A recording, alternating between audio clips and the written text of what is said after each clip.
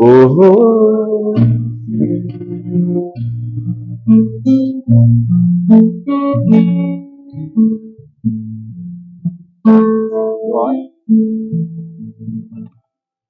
muito obrigado pela cooperação de vocês. Coral. Boa noite a todos, todo mundo consegue me ouvir?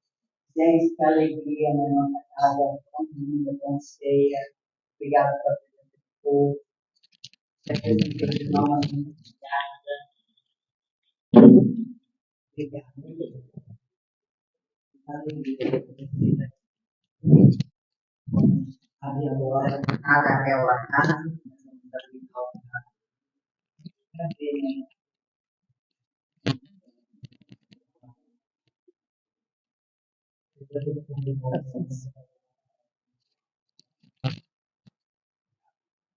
Quando eu digo com óculos, Xavier, então, de 1999, com mais 10 anos.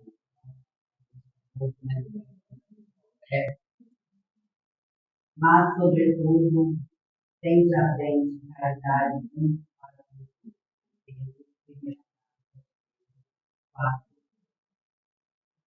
não basta a virtude apregoada, estabelecimento de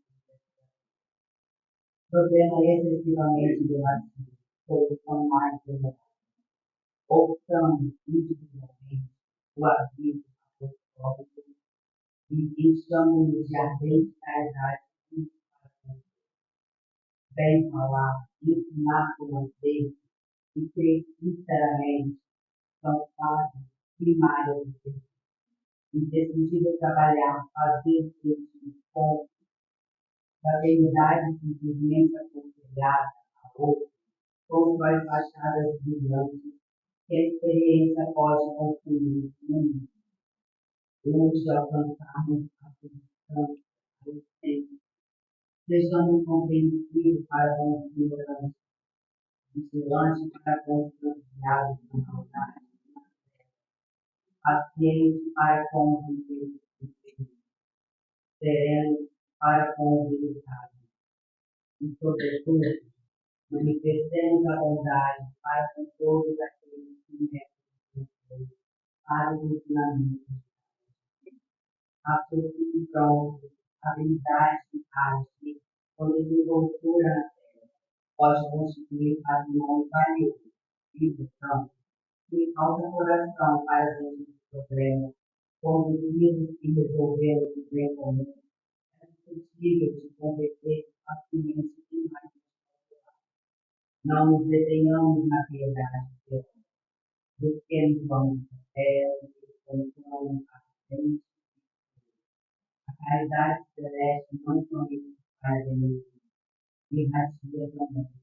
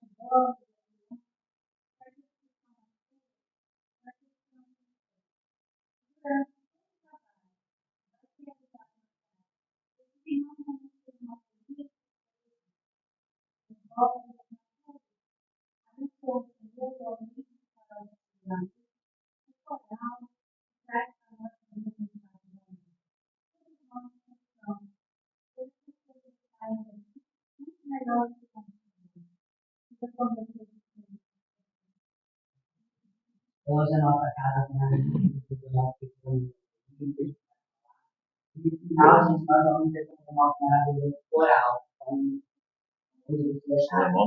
Vai, né? Tá bom. Você consegue pegar tocando em frente? Tocando em frente. Não, acho que não. Tá tudo bem? Tá tudo bem. Não sei, acho que é bom para o ventilador, né? Tem aqui, né? Tem aqui. Tá. Eu acho que ficar dois não complica, nós complica, né? Não. Acho que eu vou usar um só. Vou usar só o seu. Aí você está no Instagram ou no YouTube? YouTube? Então tá. Porque o YouTube tem um macete, você não pode cantar música, igual essa música, por exemplo, Roberto Carlos, se cantasse o YouTube derruba o coisa que a música pergunta. Instagram, Facebook é mais tranquilo. Na casa de oração, por exemplo, eu percebi que eles não colocam no YouTube. Se colocar, derruba, né? Que a paz do Mestre Jesus nos envolva, que os benfeitores espirituais, casa da irmã Sheila, possa nos inspirar, essa amiga tão carinhosa, tão querida. A irmã Sheila participou de toda a minha infância, porque meus pais, meus avós. Mas eu tive um encontro tão bonito com a irmã Sheila, eu fazia palestra lá na... Inclusive eu estava acompanhado de alguns amigos de Guarapari, lá em Itaperuna, no Grupo Espírita Humberto de Campos. E enquanto eu fazia a palestra, veio uma senhora com uma jarra com água igual essa aqui, colocou na taça para eu tomar, eu tomei a água e pensei assim, tadinho, eu acho que ela não lavou a jarra. Essa jarra está com gosto muito forte de perfume. Ela deve ter guardado alguma essência, ela lavar, não lavou direito. Então a água estava tão carregada que eu não conseguia tomar. Tomei um pouquinho para molhar a garganta, mas tinha que voltar a tomar, porque sempre minha garganta ressecava, eu tomava de novo. Ao final da palestra, a companheira Eva, que na época era vice-presidente da casa, ela fez a oração. E quando ela fez a oração, eu vi um quadro bonito, assim, como se fosse um outdoor imenso, com a irmã Sheila, com um sorriso encantador para mim. E aí eu falei para ela, olha, durante a sua prece, Eva, a irmã Sheila apareceu para mim sorrindo. E ela disse, essa água que você está tomando foi magnetizada por ela. As pessoas dizem que ela tem tanto gosto de perfume de rosas que parece até que colocaram essência. Aí que eu fui entender, né? E aí, ao final, o doutor Plínio Júnior, que vocês conhecem aqui de Guarapari, estava comigo, e o Plínio falou, nossa, a água estava com gosto de rosas. Ou seja, todos, não era uma questão de mediunidade, não era mediunidade psicopalatarial, era uma materialização. Todos ali sentiram o gosto do perfume de rosas. Então, essa doce criatura, e o tema que, quando a Célia me convidou, eu resolvi dar uma esticada no tema que nós abordamos no mês de setembro. Viver é essencial. Então, resolvi dar uma esticada no tema, foi apresentado num podcast, trazer para cá. Quando nós trilhamos as primeiras experiências na carne humana, cujos historiadores tentam encontrar o elo perdido, o momento em que nós deixamos de ser símios, macacos, e nos tornamos humanos. Essa transição é tão delicada que os chimpanzés, eles têm 97,5% da genética humana. Eles só estão 2,5% atrás de nós. Então, são muito próximos.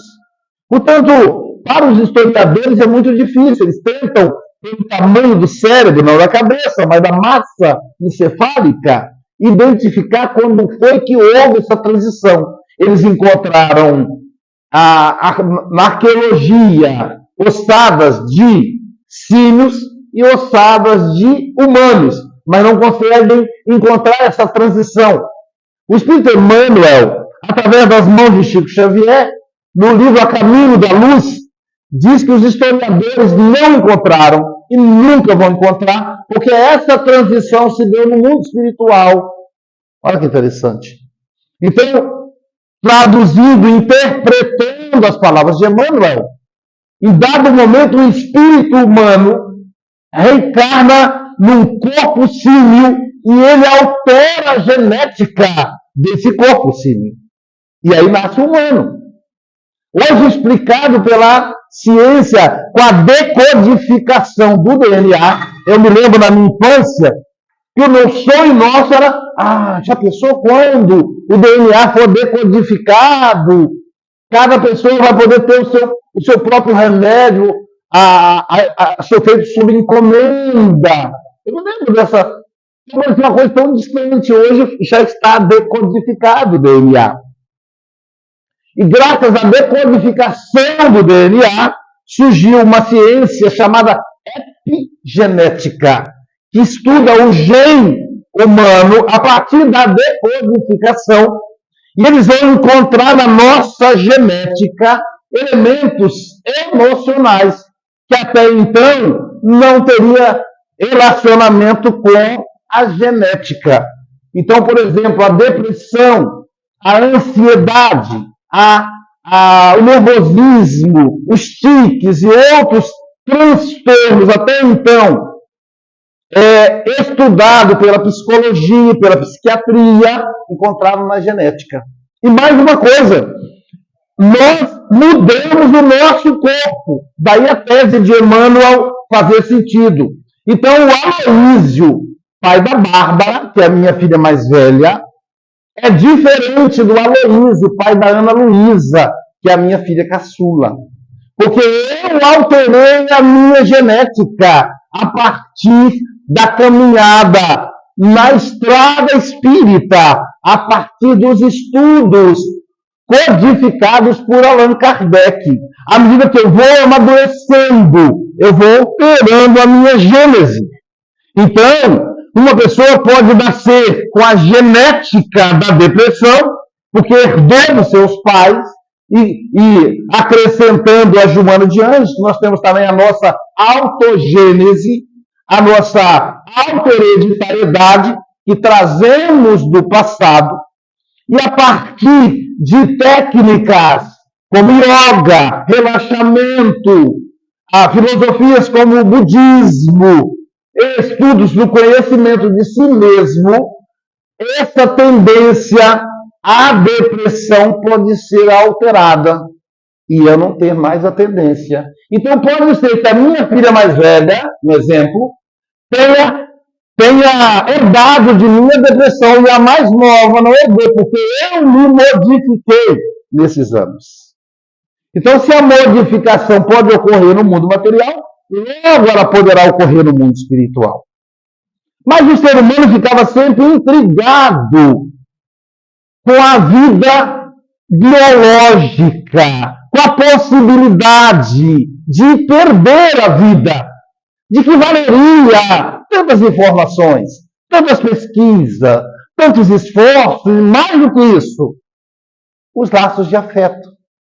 Eu amo os meus filhos. Dei e darei sempre a minha vida por eles. E simplesmente eu vou morrer e tudo acaba.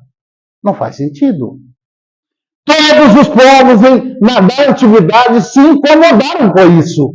Então nós vamos ver nos povos da África, na ancestralidade africana, desconsiderada por muitos anos, que de lá surgiu a matemática, a química, a alquimia, a escultura clássica. Na África, lá no continente africano, já se discutiam com os povos iorubás, que, além do corpo físico, existiria uma alma. E que entre o corpo e a alma haveria uma datação, algo no meio.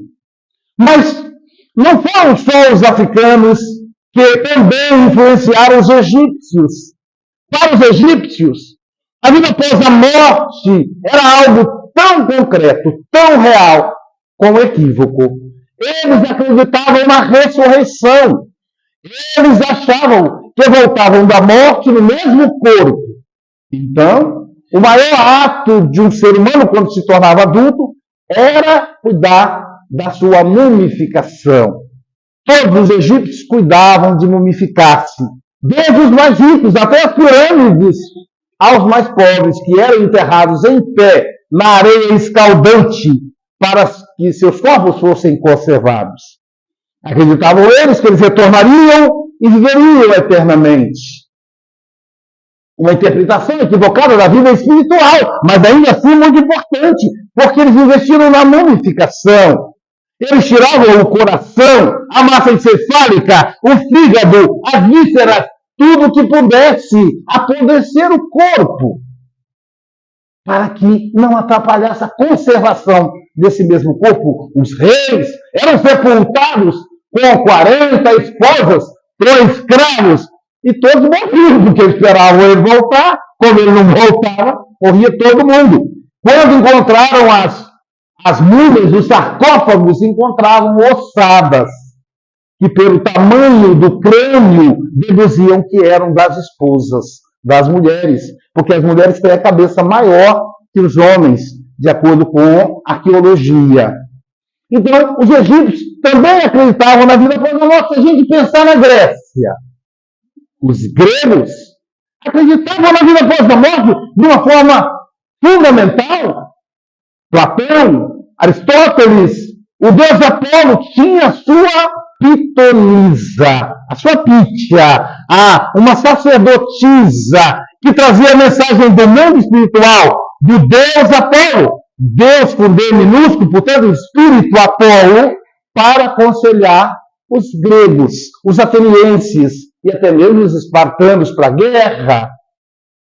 Então eles acreditavam, mas a crença do povo grego era insuficiente. Era necessário que alguém meditasse sobre isso. E aí veio Sócrates, o pai da filosofia grega, que ao adentrar o oráculo de Delfos, encontrou psicografada nas paredes do oráculo: conhece-te a ti mesmo.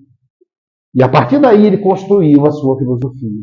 Então Sócrates dizia: o homem não é o corpo é uma ilusão. O homem é o espírito, entendendo que o espírito era um ser inteligente, era a inteligência, era o pensamento.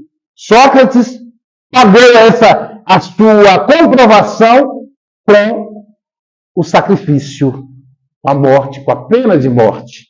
E na prisão, sua esposa Xantipa vai visitá-lo e diz: meu amor, sua prisão é injusta. E ele diz: que bom, pior se fosse justa.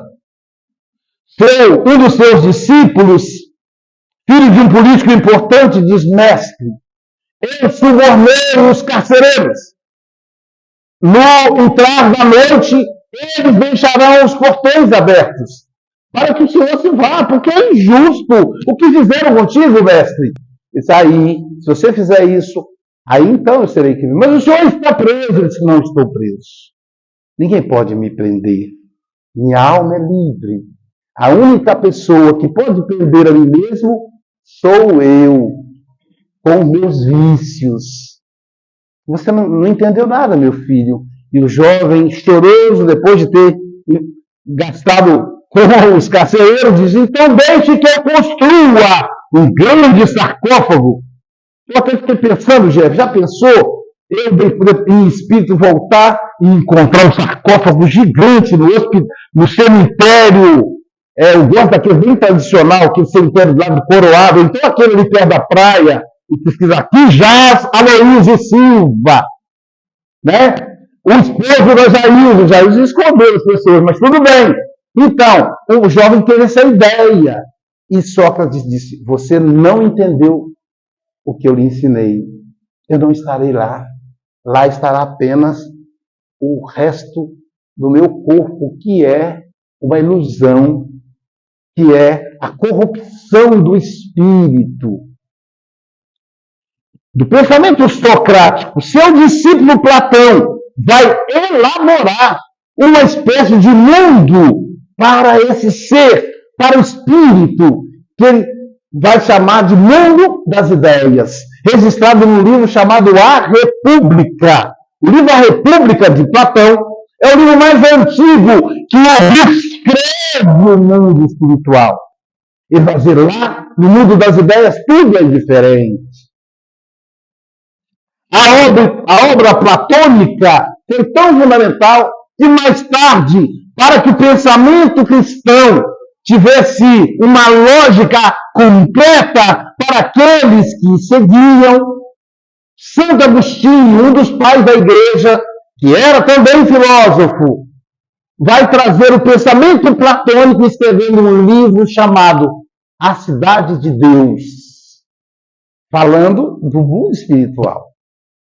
O que é a vida pós-morte. E esse é o desafio. Quando é que eu estou vivo? Quando é que eu estou morto?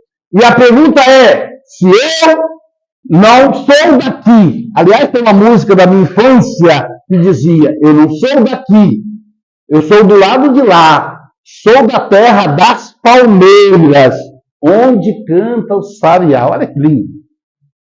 Eu vou cantar um pedacinho, porque o YouTube não pode mais de 1 minuto. Eu não sou daqui, sou do lado de lá, sou das terras das palmeiras, onde canta o sabiá. Então, se eu não sou daqui, o que é que eu estou fazendo aqui? É a pergunta filosófica. De onde venho? E para onde vou? Lá em Minas Gerais, traduziram essas frases da seguinte maneira: Doncovi, Doncovô. Então a vida é essa dinâmica. Nós vamos encontrar Exupéry na obra, Antoine Saint-Exupéry, na obra O Pequeno Príncipe, em que o Pequeno Príncipe vai dizer: o essencial é invisível aos olhos. A nossa essência é invisível aos olhos. É necessário mergulhar profundamente. A não ser que a gente tenha a faculdade da mediunidade, para que a gente possa perceber que nós não morremos. Que nós estamos vivos. Viver é essencial. Esse é o título da palestra. Viver é essencial. É a essência. Nós não morremos. Os mortos voltam e dizem: nós estamos vivos. Por isso, de onde eu vim? O que sou? O que estou fazendo aqui? Para onde eu vou? É necessário não ter respostas, mas alimentar essas perguntas. De repente, eu ambiciono comprar um carro caro, que vai além das minhas condições financeiras. Mas eu preciso impressionar. Eu preciso impressionar meu vizinho que comprou um. Se eu sou solteiro, eu preciso impressionar as mulheres. No meu caso, eu vou impressionar uma única mulher, que é a Geilza. Mas, então, eu preciso impressionar. E aí eu faço a seguinte pergunta: que sou? O que eu estou fazendo aqui? Para que eu vou me enrolar com o endividamento com o carro? Veja que doutrina espírita é uma mudança de paradigma. Não é uma fé religiosa. Ninguém aqui aceitou Jesus. Aliás, Jesus também é aí para a gente aceitar ele ou não. Ele é o governador da terra. Vocês já viram algum governador chegar, né? A não ser na eleição, mas Jesus já foi eleito há muitos anos, né? O governador Casa Grande fala, vocês aceitaram Casa Grande? Ele não vai falar, não, só se for uma casa pequena. Ele não vai dizer isso, porque ele agora está governando. O ano que vem, a eleição é outra história. Mas Jesus não tem eleição de 4 em 4 anos, ele já está eleito. Então, ele não quer que a gente aceite ele, não precisa da nossa aceitação. Nós é que precisamos nos aceitar. Como somos. Com todas as dificuldades que trazemos. Eu ainda sou intolerante. Acho que eu não dou conta disso. Não é preciso me aceitar. Tudo bem, Aloísio. Você já cresceu, já evoluiu. Vamos evoluir mais um pouquinho. Às vezes a gente fala, nossa, cometi uma gafe. Tinha um ato racista. Eu não vale nada. Vale sim. Você já tem a consciência de ter cometido ato racista. Às vezes eu cometi um ato misogênico, sexista, fui machista na relação com a mulher. Já é um avanço quando você percebe. E quando você nem percebia, achava que isso era normal, que mulher inferior. Então é preciso se aceitar. Mas ao mesmo tempo também mergulhar dentro de si e prosseguir sem desanimar. Portanto, todas as vezes que a gente perceber alguém dizendo, eu não tenho vontade de viver. Você percebeu como a vida está difícil? As coisas estão muito caras. A gente tem dinheiro para nada. Engraçado, essa queixa sempre foi dada, né? E estamos aqui. E aí a gente precisa meditar com a pessoa. Você está viva. Você respira. Olha, você tem uma família. Você tem pessoas que estão entrelaçadas a ti. A vida é essencial. A vida é bonita. É bonita e é bonita, diz o Gonzaguinho. Viver e não ter a vergonha de ser feliz.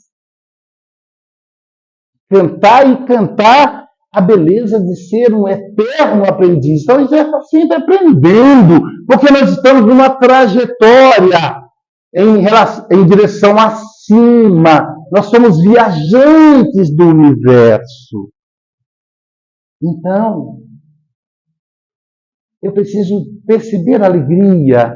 Eu preciso perceber que tudo... A irmã Sheila tem uma lição psicografada pelo Chico Xavier, que ela diz assim, está tudo certo.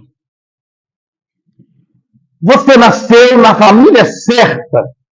E há quem diga, meu Deus, tanta gente que nasceu herdeiro, e eu nasci filho de um pobre, não consigo nada. Não, você está na família certa.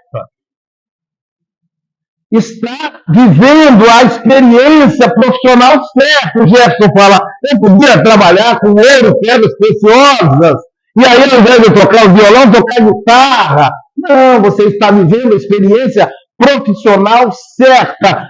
Eu queria ter um corpo semelhante ao Leonardo DiCaprio, né? E aí o Wagner Moura, que agora vai ganhar, se Deus quiser, o Oscar. Mas você está no corpo certo. O corpo que é necessário ao seu progresso, diz a irmã Sheila. Está tudo certo, meu filho. Está tudo certo. Por isso é importante as perguntas. Mas eu estou passando por um quadro terminal de câncer. Minha vida está com os dias contados. Eu atendi 2 pessoas, eu sou psicanalista, né? 2 pessoas que estavam há 3 meses do túmulo, declarada oficialmente pelos médicos, pelos oncologistas. E eu disse, como é que é isso?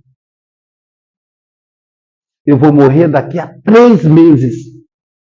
Hoje é dia 5 de outubro, 5 de novembro, 5 de dezembro, 5 de janeiro. No início de 2026, Eu vou morrer. Eu faço aniversário no dia 21 de janeiro. Já anotem aí para me dar presente. No dia 21 de janeiro. Então eu não estarei vivo na data do meu aniversário. É assim. E eles, na maioria das vezes, eles não erram. Não erram. Trabalham com isso há décadas. Estudaram, fizeram especializações, participaram de pesquisas.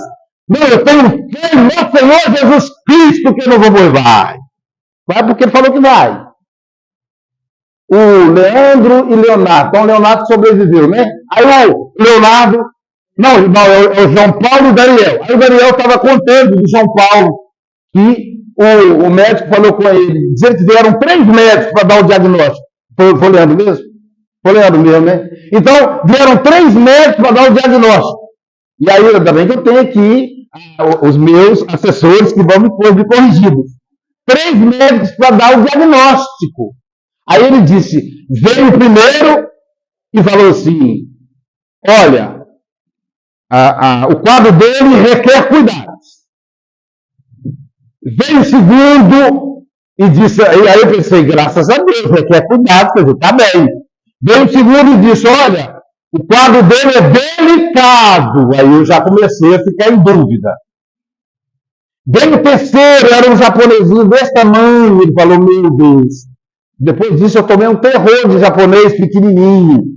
Um médico japonês pequenininho, quer dizer, um descendente de japonês, disse, seu irmão tem 60 dias de vida.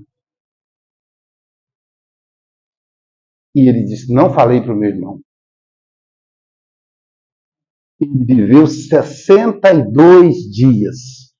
Foi para os Estados Unidos, fez experiência, não sei o quê, células tronco, não. Já era. Então é um aprendizado extraordinário, porque a gente tem um patrimônio extraordinário que é a vida biológica. Eu sei que eu vou morrer, mas enquanto isso eu posso fazer tanta coisa. Ou eu prefiro continuar no caminho das ilusões, no caminho da corrupção, como dizia Sócrates. E aí, a minha paciente disse assim, eu tenho fé. Eu vou lá em Abadiana e eles vão me curar. E ela foi. Voltou animadíssima. Agora eu ficarei livre do câncer. E fazia o exame. Na sessão seguinte, ela já chegava deprimida. E dizia, o tumor avança. Mas eu fiquei sabendo que nos Estados Unidos tem um médico que é o melhor do mundo. E ele está desenvolvendo pesquisas nessa área. E ela ia para os Estados Unidos. 2 semanas depois, ela voltava desanimada. E o câncer avançava. Depois ela foi a São Paulo, um especialista em São Paulo, já não estava com tanta fé mais. Também não. E o câncer avançava. E eu ficava pensando, como é que é isso? E ela falava das dores, das tristezas, das lutas pela vida. E aí um dia ela disse, eu quero conversar sobre a minha morte. Quem de nós que para conversar sobre a minha morte? Eu quero conversar sobre a minha morte. Eu disse, então vamos conversar. Na verdade não era conversar, eu ia escutar. Conversar era a generosidade dela. Afinal, a morte era dela, não era minha. Estava em jogo naquele momento. E aí ela disse, meu filho só tem 3 anos, Aloísio. Como é que ele vai ficar sem mim? O pai dele é um bom pai, mas é todo desastrado, como todo homem. Cá para nós, né, os homens, senão que vocês não fiquem ofendidos, mas nós somos desastrados. É, não é? E não acha meio no lugar certo, pinta o cabelo tudo torto, a gola da camisa é inferno, a mulher tem que ajeitar. Então, ela disse, como é que vai fazer para esse realmente? Agora eu não sei o que falar para ela, que nem falar para ela. Quem vai cuidar do meu filho? Aí eu lembrei de Gibran, Khalil Gibran. De Khalil Gibran, Khalil.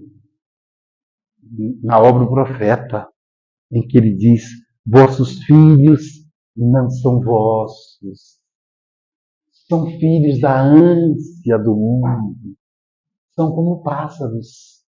Não podeis imaginar para onde eles possam ir. E eu disse: embora nasceu o corpo do seu útero, ele é filho de Deus. E Deus vai cuidar, vai inspirar o pai, a avó. Fica tranquila, você pode tranquilizar que ele vai ser bem cuidado. Será, Luísio?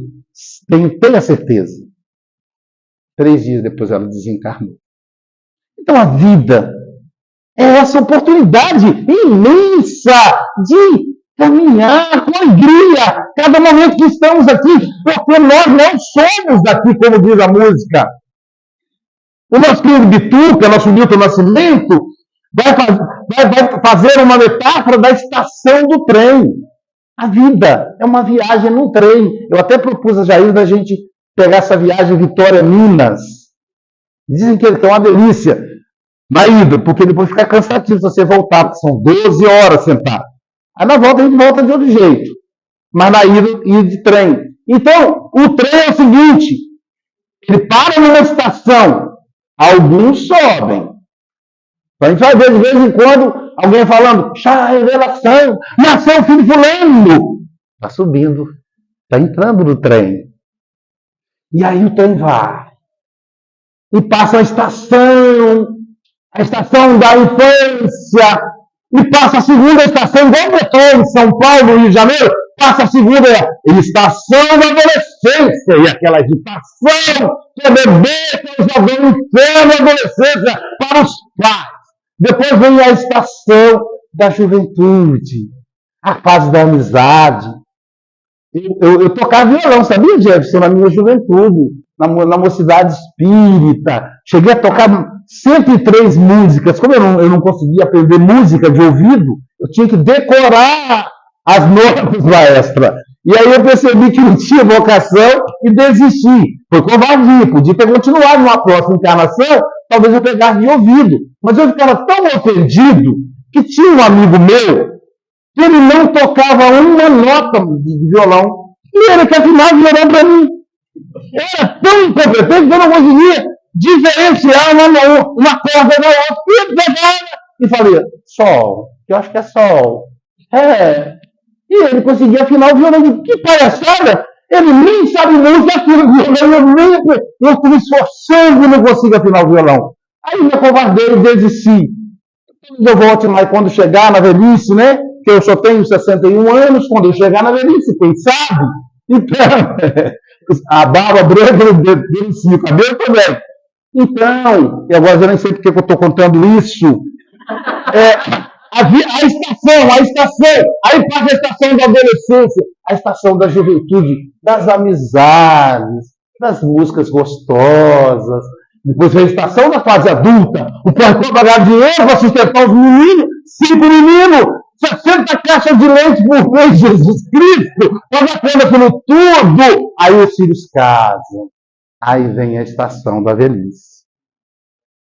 Só eu e a Jailza em casa, todo mundo fora, dá aquele sossego. Dá saudade também, mas dá sossego.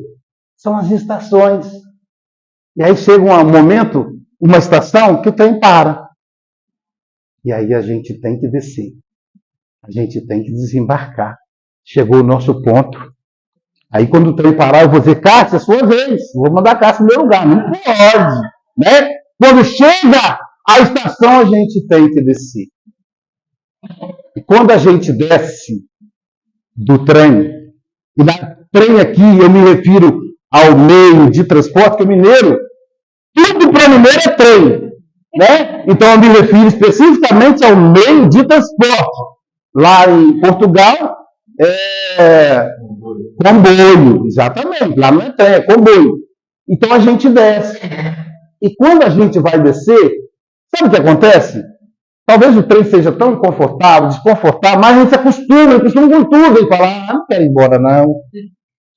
Não quer descer, não. E o Raul Seixas: para que eu quero descer, que eu não aguento mais. Só o Raul Seixas que dizia isso. Nós ficamos na rua: não quero descer, não. como a minha paciente. Não, eu vou para a Havana. Eu vou lá para os Estados Unidos. Não quer descer. Mas não tem jeito. A passagem só vai até ali. E a gente desce com o peito apertado. Imagina despedir para morrer. Eu gostaria de morrer despedindo. Ô, Célia, minha querida, foi muito bom, mas eu estou indo. Eu gostaria de fazer isso, né? Mas talvez nem tem, porque a gente não está preparado. Um amigo meu, um dia desse, o Rossano, né, Rossano Sobrinho, dormiu e acordou no mundo espiritual. Falei, Rossano, já estava no mundo espiritual, conversando com os espíritos, escritor espírita. Então, a gente não quer descer. Não quer. Nós apegamos. No livro Obreiros da Vida Eterna, conta a história de um espírito que ele cria o maior rebu para desencarnar. E na situação do mundo espiritual? A mulher que é da Igreja Batista desencarna tranquila, Deus evangelizando dela, ajudar ela, orando por ela, e o espírito cria uma confusão para desencarnar. Mas você estudou sobre o mundo espiritual, meu amigo? Então a gente precisa ir pensando que a vida é um processo sutil. E aí a gente precisa descer. O trem parou. Acabou o bilhete. O bilheteiro não deixa a gente continuar. Se ele não descer, expulsa a gente. Quando a gente olha na estação, adivinha quem está esperando a gente? É a mãe. É o pai, que as mulheres amam tanto, né? Eu sei que as mulheres aí, a psicanálise me ensinou isso. As mulheres são apaixonadas por seus pais. É o papai que está te esperando. É o vovô querido que te contava a história e vai dizer, seja bem-vindo. Então a vida é uma bênção. Então mesmo se tivermos, mesmo para a pessoa que está com o tempo contado, ela tem como olhar e dizer, eu tenho a chance de reencontrar meus amigos que se foram, meus pais, meus avós. E eu vou ficar aqui cada minuto, como dizia a minha paciente, eu sei que eu vou morrer. Então eu quero curtir cada minuto, olhar para o meu filho, tocar no cabelo dele, cheirar o cangote dele e dizer, mamãe te ama, não esqueça de mim, meu filho. 2 dias antes dela partir. Então todos nós estamos aqui. A felicidade não é o ter. Eu sei que a gente viciou. Eu quero ter uma casa na praia, uma casa em Guarapari. A gente é privilegiado, é verdade. Um monte de gente gostaria de morar aqui, a gente mora aqui. E mineiro é muito engraçado. Ele está morando lá em Minas, ele vem para Guarapari lá. Gente, pode estar caindo chuva de pedra. Ele não desce a praia. Aí os guarda-vida falam, hoje eu vou descansar. Quando ele olha na praia, tem um camarada lá nadando. Meu Deus, está chovendo. Deve ser mineiro. Mineiro vai para a praia, mineiro dando de chuva tadinho. Porque também guarda dinheirinho o ano todo. Tá de brincadeira. Depois o São Pedro vai brincar e não vai deixar. O sol? Não, vou aproveitar. Aí a gente muda para cá, né, Sérgio? Né, Michele? Mudamos para cá. Aí, onde é que você vai para a praia? Esse ano não fui ainda não. Olha só, palhaçada. A gente mora no paraíso e nem valoriza esse paraíso. Valorizemos cada momento. Valorizemos o olhar da pessoa amada. Observemos que às vezes os cabelos embranquecem, a gente emagrece ou engorda. O olhar da criança. Porque a vida, ela é uma bênção. Ela é um encanto. Irmã Sheila, assim, a felicidade, então, não está ligada a ter, mas a fazer. A gente busca a felicidade no caminho errado. Fazer.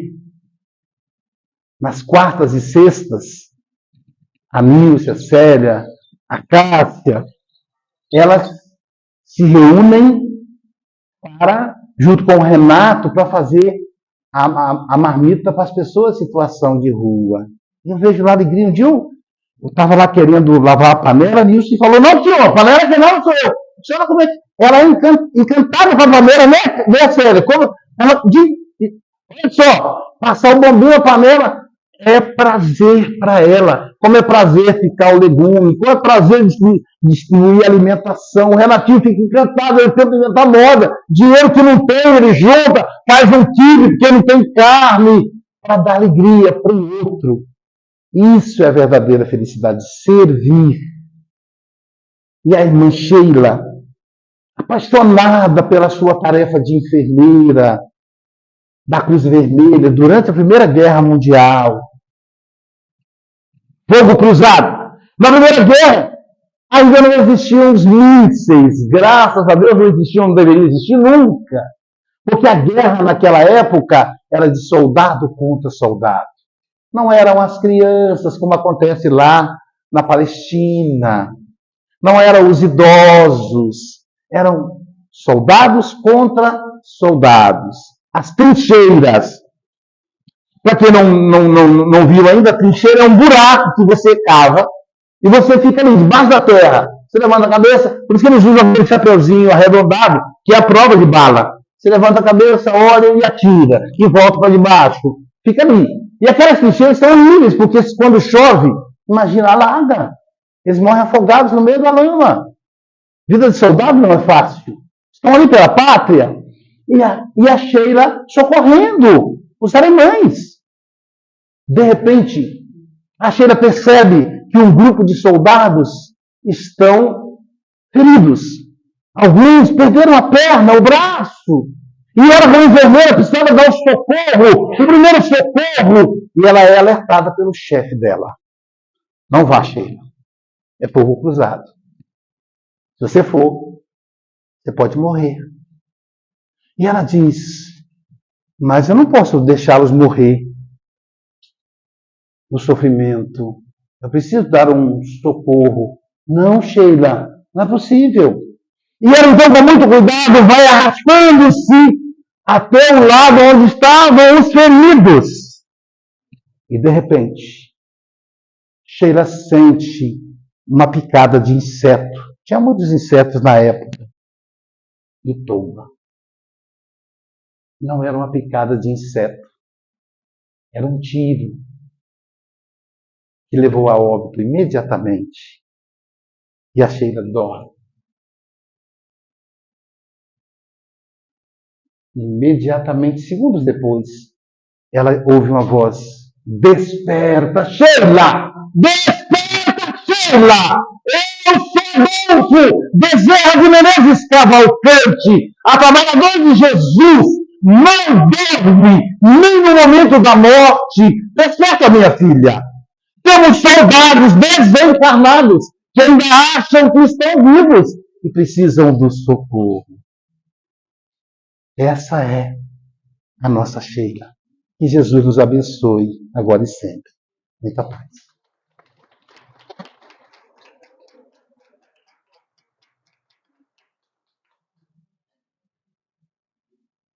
Teremos agora o coral. Depois esse coral maravilhoso da Cristina. Depois nossa prece. Eu tiro? Fiquem à vontade, o coral alta de você.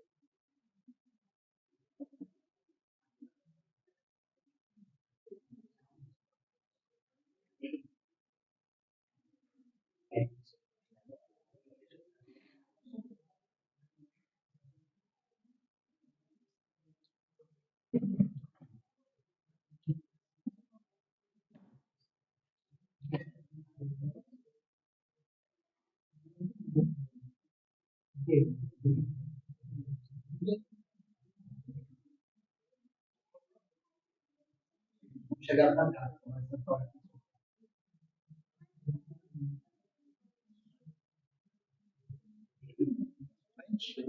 Ah, mas ficando aqui, fica melhor o pessoal ver. Eles têm que vir para cá.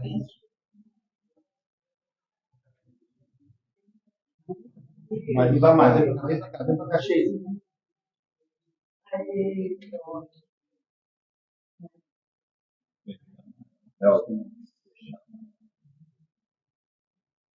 Boa noite. Eu pedi para desligar o ventilador, porque a gente canta muito bem, então a gente precisa de acústica. E isso aqui atrapalha, interfere as vozes deles, são muito sensíveis. Então, já são experientes, né? Bom, eu vou de brincar, tá, gente? Eu sou igual a Luiz, parece que nós somos parentes, né, Luiz? Nós temos 3 meses, né, Luiz? Sim. Mais ou menos, né? E a gente já está fazendo a apresentação por causa dele. Porque, se fosse por minha causa, a gente ainda estava no beabá, lá, dó, ré, mi, dó, ré, mi. Mas ele já está botando a gente para cantar. Então, eu só queria falar para vocês que nós estamos aprendendo. Não somos ainda um coral, com letra maiúscula. Nós somos apenas um conjuntinho, assim, sabe? Mas é com muita alegria que a gente vem aqui cantar. E cantar é bom para a alma, para o coração, né? Cantar faz bem da saúde. Nós vamos cantar hoje, primeiro Irmã Sheila, né? Irmã Sheila. Depois o Kardec, que hoje nós estamos no mês de Kardec. Começamos a ensaiar essa música tem uma semana, né? Sim. Só vai sair cheio de erro, mas vocês não reparam não. Porque nós não podemos deixar de homenagear Kardec. Depois, Hosanas ao Senhor, que é uma música que fala da nossa missão. Vocês vão prestar atenção na letra, tá? Depois nós vamos cantar o hino ao centenário do Evangelho segundo o Espiritismo. E esse hino, ele tem uma particularidade. Ele foi escrito pela irmã Gisele, da Colônia Espírita Nosso Lar. Ela escreveu a letra e a música e trouxe para nós, através da mediunidade do Júlio César Grande Ribeiro, Julinho, tá? E a maioria dos espíritos não conhece esse hino. Nós estamos tendo a felicidade de divulgar mesmo. Então, vocês vão ver que esse hino ele tem uma coisa interessante. Quem conhece música vai ter. Ele tem alguns trechos na música, na melodia, do hino nacional, né? Nosso hino nacional. E alguns trechos da Marselhesa, em homenagem a Kardec, que é o hino da França, né? Prestem atenção. E nós vamos finalizar com o Pai Nosso, que é uma música do Nando Cordel, que é muito amigo da Luísa, né, Luísa? A Luísa falou que vai trazer ele aqui para cantar para a gente. Nando Cordel, ele é um compositor nordestino, tem muitas músicas bonitas. E ele fez esse Pai Nosso. Então vamos cantar o Irmã Sheila agora.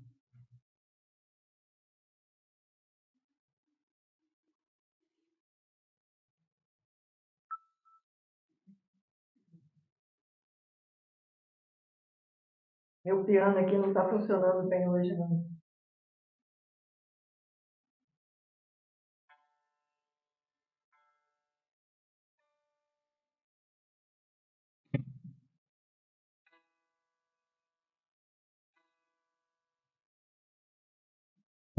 Não.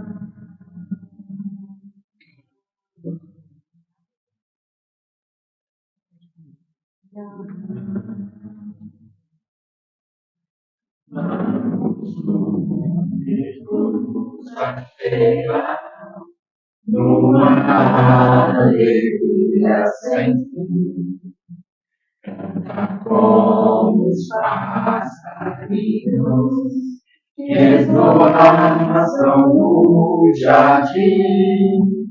Esta flor tão delicada, quando está juntinho a nós, deixa sempre o seu perfume e o calor da sua voz. Irmã Sheila, tão querida, vem trazer-nos esta luz que ilumina nossa vida nos caminhos de Jesus. Ao enfermo que espera para reinar de amor, levaremos esta noite definitivo a sua dor. Evangelho tão querida, vem trazer-nos esta luz que ilumina nossa vida nos caminhos de Jesus.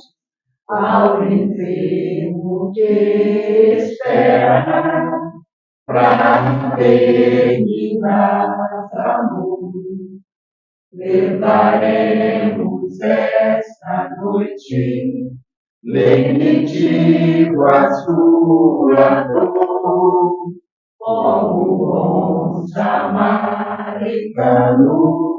e a cheira nos guiar.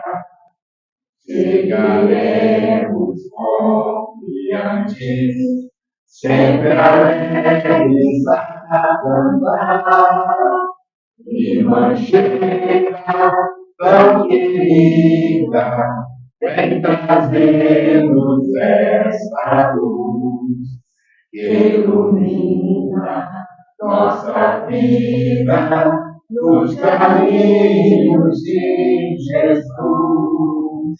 Irmã Sheila, tão querida, vem trazer-nos esta luz que ilumina nossa vida nos caminhos de Jesus.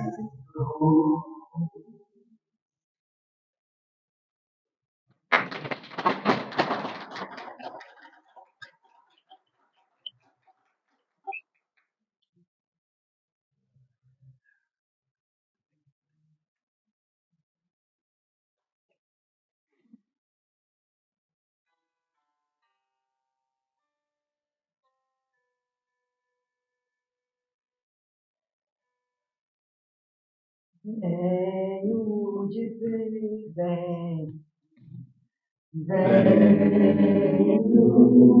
dizer, obrigado, amigo, por ter desvendado o dom de saber de onde vem, porque eu estou aqui, para onde vou, como ser feliz, como encontrar Jesus,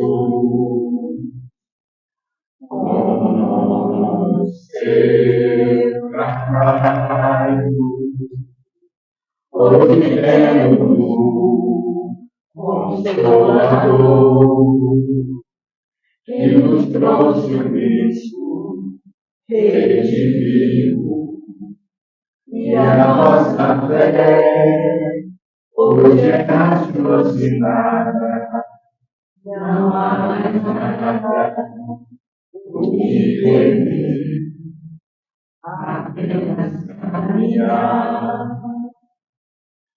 A sua luz vai brilhar na terra, porque a verdade encerra, e assim divulgar é glorificado pelo Espiritismo, porque renunciado pelo Espiritismo, e a vida dedicado ao Espiritismo.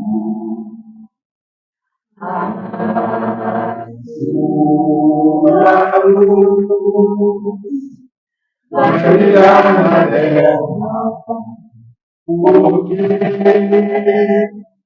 a verdade encerra, e assim Digo, carregue obrigado pelo Espiritismo, por ter denunciado pelo Espiritismo, e a vida dedicado ao Espiritismo.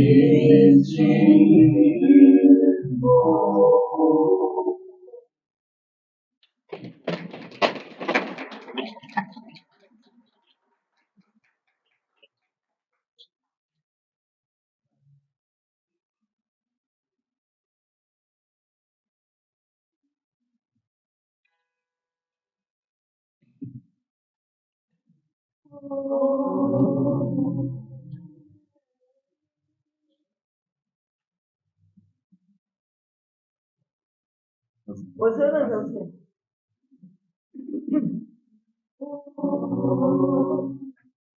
Hosanna ao Senhor, eu cantarei, amando os meus irmãos.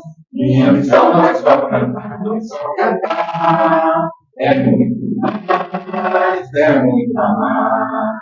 Mas se cantando eu vou espalhando uma doutrina de amor, de amor, continuarei cantando.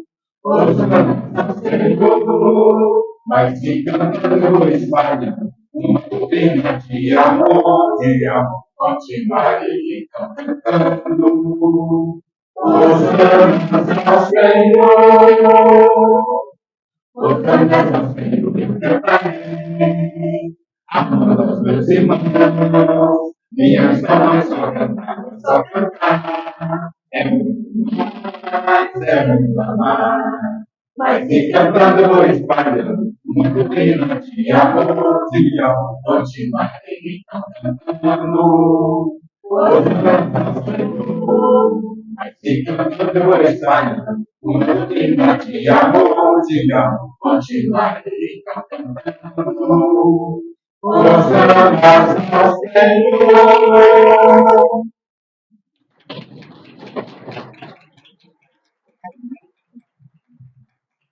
Eu fico gosto da cerveja João Cadete. Agora é o hino ao centenário que eu falei para vocês.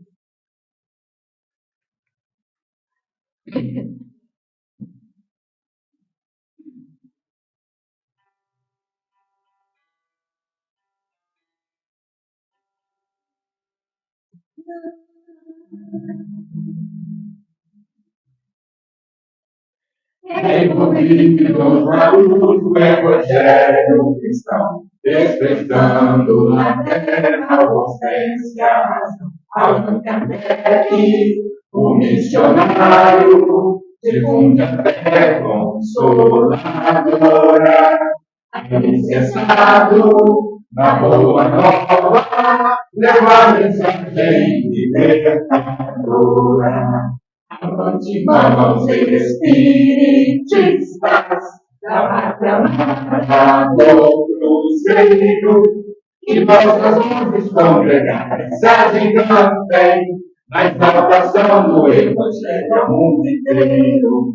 Espiritismo com Jesus é ação, fora da caridade não há salvação.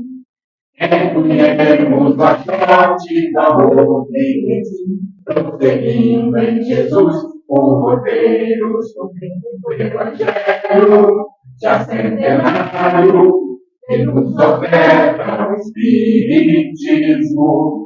Testemunhemos constantemente o verdadeiro cristianismo.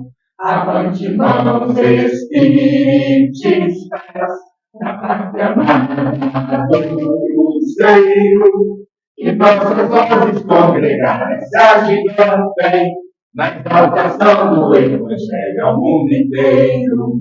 Espiritismo com Jesus é ação, caridade não há salvação. Avante, irmãos espiritistas, da pátria amada do Cruzeiro, que nossas vozes congregadas se agigantem na exaltação do Evangelho ao mundo inteiro. Espiritismo com Jesus é ação. Na caridade não há salvação. Na caridade não há salvação.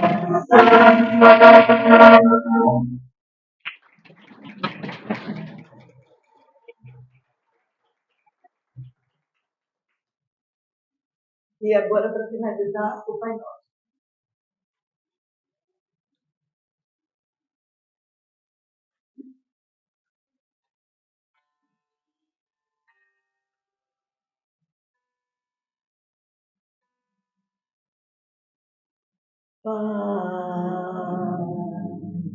Pai nosso, que estás nos céus, santificado seja o vosso nome.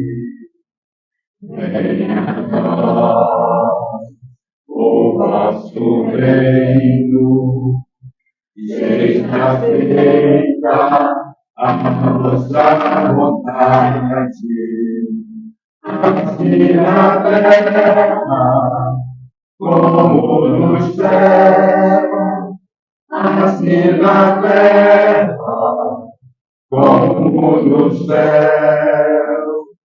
O pão nosso de cada dia dai-nos hoje, ó Senhor.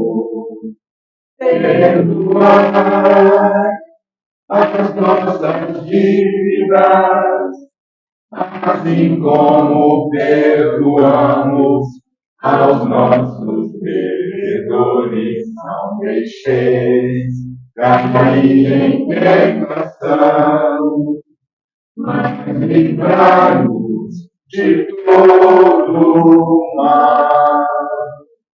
Não deixeis cair em tentação, mas livrai-nos de todo mal.